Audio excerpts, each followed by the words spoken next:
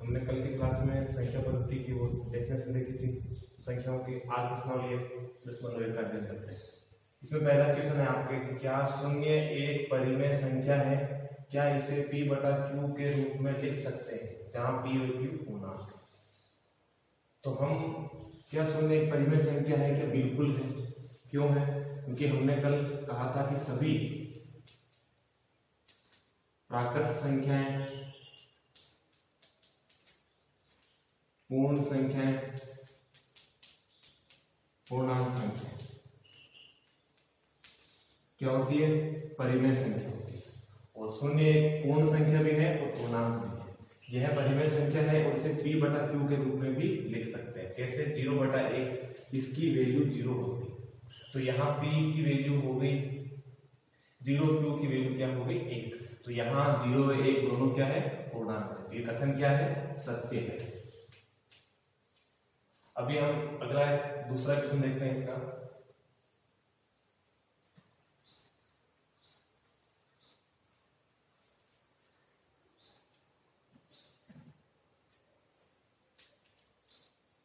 तीन व चार के बीच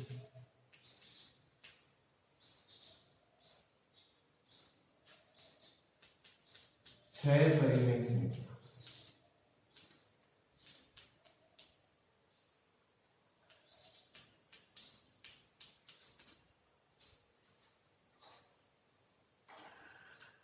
किन्हीं भी दो परिमेय संख्याओं या कोई भी पूर्णांक संख्याएं जो भी हैं, उन सभी के बीच हम अनंत परिमेय संख्याएं ज्ञात कर सकते हैं। तो अभी आपको 3 व 4 के बीच 6 परिमेय संख्या ज्ञात करनी है।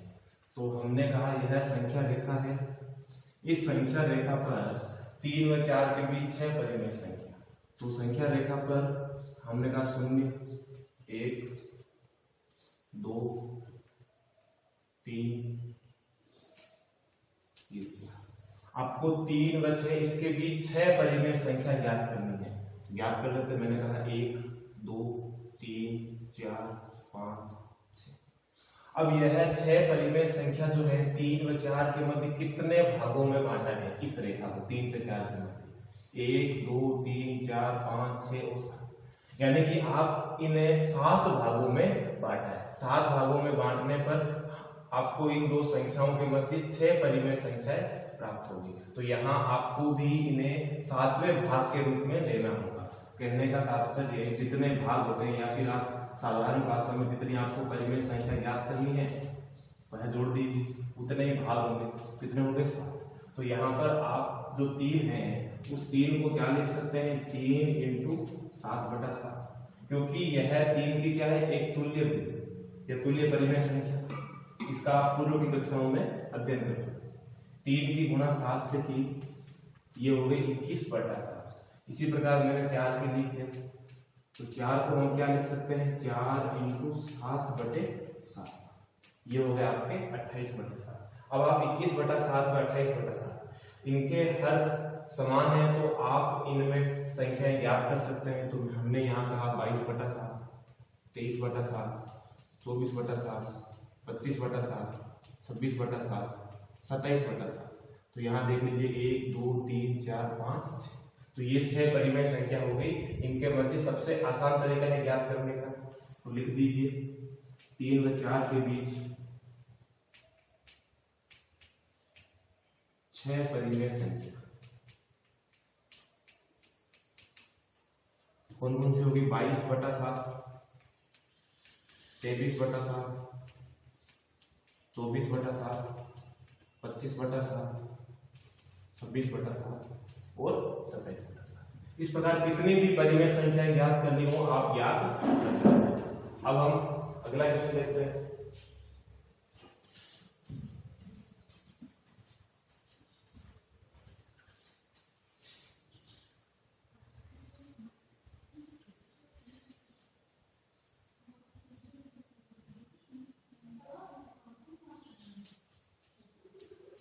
तीन बटा 5 व 4 बटा 5 के बीच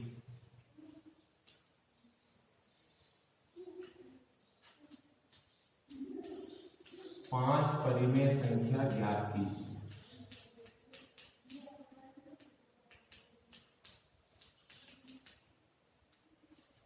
तो यहाँ हमने वही बात आपको संख्या रेखा पर 3/5 और 4/5 इन दोनों के बीच कितनी संख्या ज्ञात करनी है? 5। अभी मैंने आपको कहा 5 परिमेय संख्या ज्ञात करनी है तो कितने भाग हो जाएंगे? जितनी संख्या ज्ञात करनी है उतने भाग हो जाएंगे। कितने भाग हो गए? 6 भाग। आप इनके 6 भाग ले लीजिए। तो मैंने कहा 3/5 को हम क्या लिख सकते हैं? 3 × 6/5 × 6। तो आप इसे क्या लिखेंगे? 18/30। इसी प्रकार हम 4/5 को क्या लिख सकते हैं? मैंने कहा 4 × 6/5 × 6। तो कितना हो गया? 24/30। अभी 18/30 व 24/30। अब इनके बीच 5 परिमेय संख्या क्या क्या होंगे? तो आप चाहे 3/5 लिखो या 18/30। मैंने लिखा 18/30 व 24/30 के मध्य 5 परिमेय संख्या। तो क्या होगी 18 के बाद? अब इनके हर समान है तो मैंने कहा 19/30, 20/30, 21/30, 22/30, 23/30। ये हो गई इनके मध्य की 3/5 और 4/5 के मध्य की 5 परिमेय संख्या। अब आप चाहे तो इन्हें हल भी कर सकते हैं। हल मतलब कि जो आपस में घट रहे हैं। तो ये है 19/30, ये कट गए 2/3, ये कट गए 3 से, 7/10, ये कट गए 2 से, 11/15, ये है 23। तो यहाँ कोई बड़ी समस्या नहीं है। जिनकी संख्याओं के मध्य आपको परिमेय संख्या ज्ञात करनी है, जितनी परिमेय संख्या ज्ञात करनी है उससे एक अधिक भाग होंगे तो आप जोड़ दीजिए। जितना जो भाग आते हैं आप उसके ऊपर नीचे गुणा कर दीजिए। तो मैंने यहाँ 3/5 है तो 3/5 6 भाग कर दें तो 6 के ऊपर नीचे गुणा कर दिया 18/30। इसी प्रकार 4/5 में भी 6 के ऊपर नीचे गुणा 24/30। अब इनके मध्य की आप 5 परिमेय संख्याएं लिख दीजिए।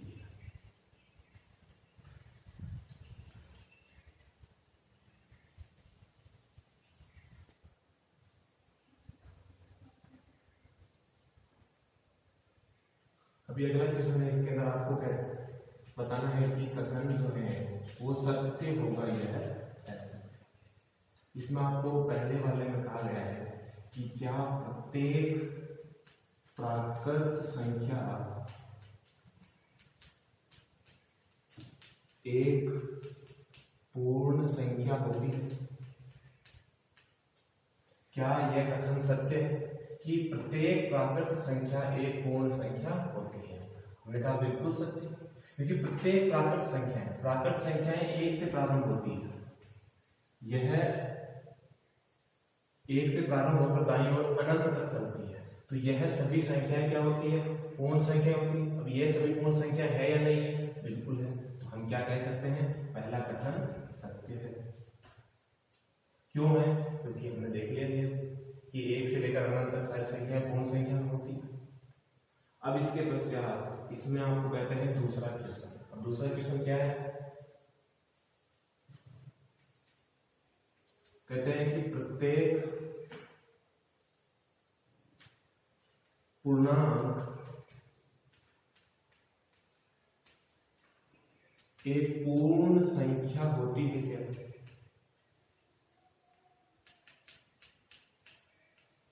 कहते हैं कि प्रत्येक पूर्णांक संख्या एक पूर्ण संख्या होती है क्या? संभव है क्या? देख लीजिए। हमने कहा पूर्णांक संख्या कहां से प्रारंभ होती है? ऋणात्मक अनंत से। -3 -2 -1 0 +1 2 कहां तक चलती है? अनंत। जबकि पूर्ण संख्याएं क्या होती है? 0 से प्रारंभ होकर प्लस अनंत तक। क्या ये सभी संख्याएं यहाँ शामिल है क्या? बिल्कुल नहीं। क्यों?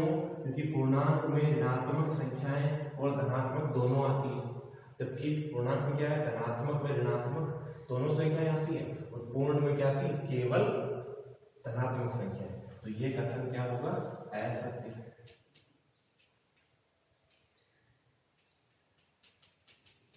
अगला क्वेश्चन है इसका तीसरा।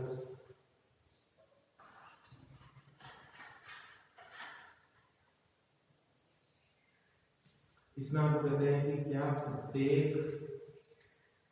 परिमेय संख्या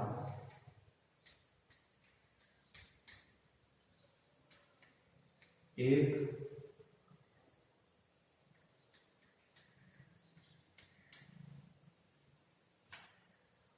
पूर्ण संख्या होती है। क्या ये कथन सत्य है?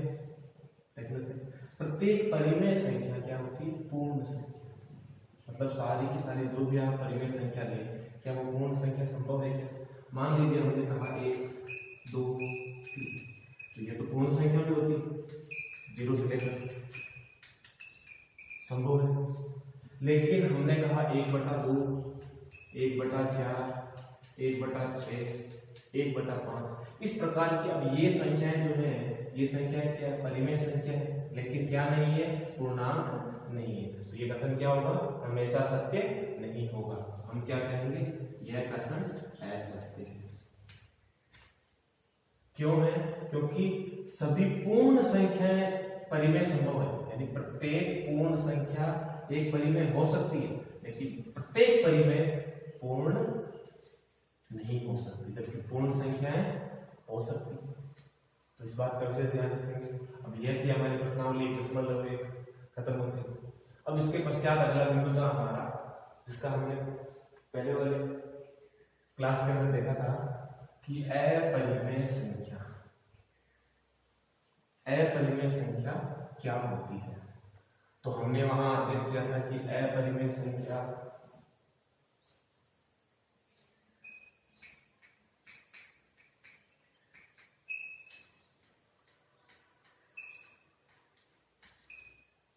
ऐसी संख्याएं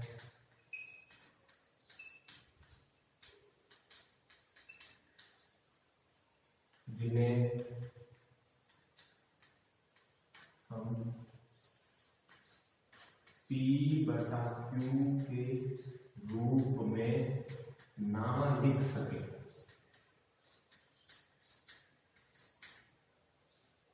वह सारी संख्याएं क्या होती है? अपरिमेय संख्या। कहने का तात्पर्य संख्या रेखा पर जो कई सारी अपरिमेय जो परिमेय संख्या होती है, क्या उनके मध्य अपरिमेय होती है क्या? बिल्कुल संभव है। हमने कहा यह संख्या रेखा है। इस संख्या रेखा पर आने वाली सारी संख्याएं क्या होती है? वास्तविक। तो इस संख्या रेखा को हम वास्तविक संख्या रेखा भी कहते हैं। तो ध्यान रखें, वास्तविक संख्या क्या होती है? कि सभी परिमेय व अपरिमेय क्या होती है? वास्तविक संख्या। अब आप बोलोगे वास्तविक है तो काल्पनिक कौन सी होती है? ये हमारे बिंदु नहीं है। फिर भी एक बार हम देखेंगे काल्पनिक संख्या क्या होती है। अभी यहाँ पर अपरिमेय संख्या जिनको आप P/Q के रूप में नहीं लिख सकते। हमने यहाँ का संख्या रेखा 0 1, मान लीजिए यहाँ पर कहीं कोई संख्या आ गई 3/6, पर इस क्या यह कथन सत्य है क्या कि दो परिमेय संख्याओं के मध्य अपरिमेय होती है क्या? बिल्कुल संभव है, क्योंकि अपरिमेय संख्या भी इसी संख्या रेखा पर संभव है। अपरिमेय संख्या की एक पहचान तो यह होगी P/Q के रूप में आप उसे कभी नहीं लिख सकते, ठीक है? या साधारण शब्दों में हम कहेंगे तो कि वर्गमूल के अंदर, ये वर्गमूल का सिंबल होता है, इसके अंदर लिखी प्रत्येक वह संख्या जो क्या हो? पूर्ण वर्ग नहीं हो। फॉर एग्जाम्पल, केवल हम ऐसे नहीं कह सकते जिन संख्याओं पर वर्गमूल लगा हो वह सभी संख्याएं अपरिमेय होती, तो ये कथन गलत हो जाएगा। क्यों? मान लीजिए 4 पर वर्गमूल होता है, तो आप इसे हल करेंगे तो ये क्या हो जाएगा? 2 × 2 बराबर कितना हो जाएगा? 2। क्योंकि आपने अध्ययन किया है कि रूट का मतलब होता है कि घात 1/2 करना। यहाँ 2 की घात आधार समान होते हैं, तो आपने पढ़ा है घातें जुड़ जाती है। फिर आपने अध्ययन किया है कि घात पर घात होती है तो उनकी गुणा होती है, तो यहाँ हमने गुणा कर दी, तो क्या आ गया? 2 आ गया। लेकिन 2 क्या परिमेय? 2 तो परिमेय, तो फिर √4 क्या अपरिमेय है? नहीं। √4 क्या है? हल करने पर 2 आता है, तो √4 और 2 दोनों क्या है? परिमेय संख्या।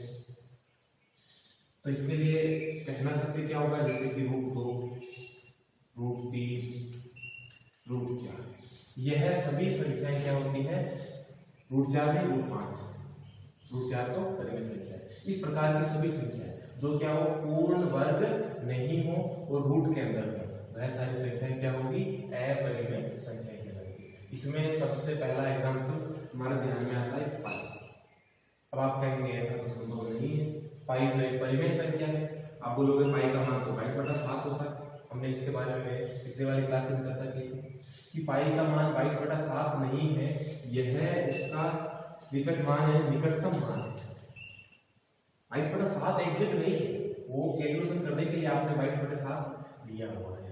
अब यहाँ हम पढ़ेंगे अपरिमेय संख्या जो है, इन्हें संख्या रेखा पर आप कैसे दर्शा सकते हैं। जैसे कि वो अन्य संख्याएं थी, वो संख्या रेखा पर हम देखा था, परिमेय संख्याओं को संख्या रेखा पर देखा था।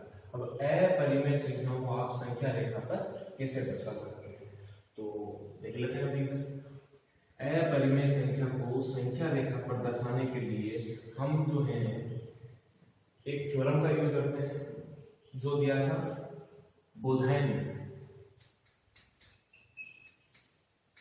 जो भारत के गणितज्ञ थे और एक अन्य गणितज्ञ थे यूनान के, जो थे पाइथागोरस।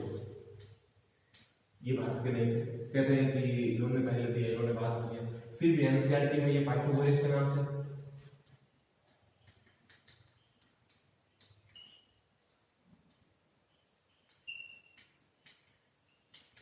पाइथागोरस के नाम से प्रचलित है।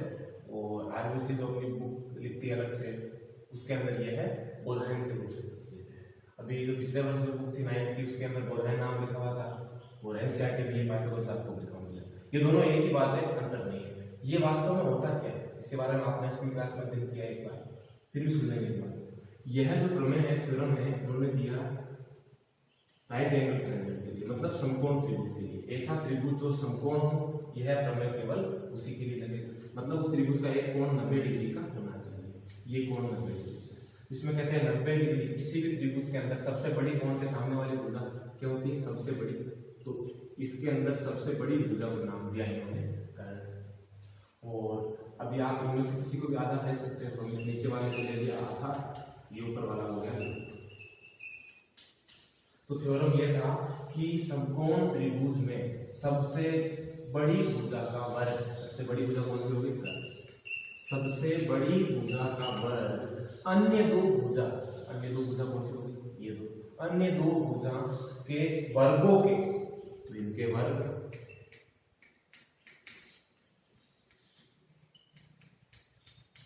वर्गों के योग के बराबर होते हैं। कथन क्या था, समकोण त्रिभुज में सबसे बड़ी भुजा का वर्ग उसकी अन्य दो भुजाओं के वर्गों के योग के बराबर होती है। यह प्रमेय था, बोधायन में पाइथागोरस ने दिया। अब आपको इसी प्रमेय का प्रयोग करके यहाँ अपरिमेय संख्या को संख्या रेखा पर दर्शाना है। कैसे दर्शा सकते हैं, देख लीजिए इधर। तो यहाँ जैसे कि फॉर एग्जाम्पल हमने कहा हम √2 को देख लेते हैं। हमारे एग्जाम्पल आया हुआ उदाहरण, √2 को संख्या रेखा पर प्रदर्शित कीजिए।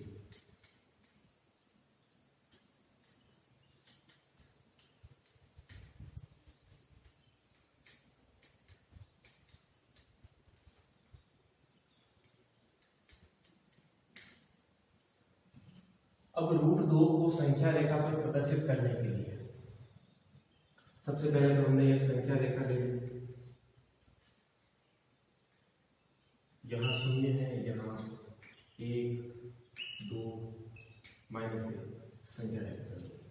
तो यहाँ √2 आपको लाना है, √2 की माप लेंगे। तो मैंने कहा कि आप निश्चित कोई भी एक इकाई ले लीजिए, मात्र कोई भी एक इकाई ले लीजिए। तो मैंने यह एक इकाई ले ली,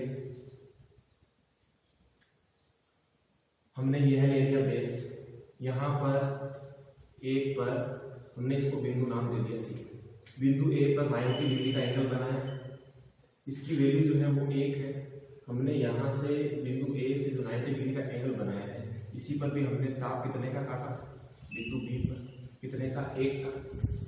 जब मैंने यह इसको ओ नाम दिया हुआ है, तो नाम इसका जी, या आप कह लीजिए मैंने इसको P नाम दे दिया। तो मैंने यहाँ बिंदु P को जब B से मिलाया, अब इस रेखा की जो वैल्यू है वो क्या होगी? बोधायन के अनुसार आप किसी भी त्रिभुज जो समकोण है, किसी भी त्रिभुज नहीं, केवल समकोण त्रिभुज के लिए, केवल समकोण त्रिभुज के लिए, तो मैंने कहा यह P, यह B, ये समकोण त्रिभुज के लिए इसकी वैल्यू 1 इकाई, इसकी वैल्यू 1 है, तो इसकी वैल्यू कितनी होगी? √2। कैसे? ये सबसे बड़ी भुजा कौन सी है? PB, तो इसका वर्ग क्या होगा? इसके बराबर होगा अन्य दो भुजाओं के वर्गों के योग के। तो यहाँ PB स्क्वायर की वैल्यू कितनी आ गई? 1 का स्क्वायर है, 1 का स्क्वायर है, कितने हो गए? तो यहाँ आपके पास PB स्क्वायर की वैल्यू जो है वो 2 प्राप्त हो गई। तो PB की वैल्यू कितनी हो जाएगी? रूट में 2। तो मैंने यहाँ पर क्या लिख दिया? PB की वैल्यू कितनी हो गई? √2। हमने √2 की माप ले ली। इसके पश्चात यहाँ आप बिंदु O पर प्रकार की नोट रखिए और यहाँ से इस प्रकार आप एक चाप काट लीजिए। जब यह आप चाप काटेंगे तो इसको आप बिंदु क्या नाम दे लीजिए? Q नाम दे लीजिए। और यह जो दर्शाया है, हमने किसको दर्शाया है? √2। यहाँ पर वैल्यू किसकी होगी? √2 की। कितने आएंगे? लगभग 1.414 समथिंग कुछ वैल्यू आएगी। अब यह जिस प्रकार हमने √2 को दर्शाया उसी प्रकार हम √3 को दर्शा सकते हैं, √5 को दर्शा सकते हैं।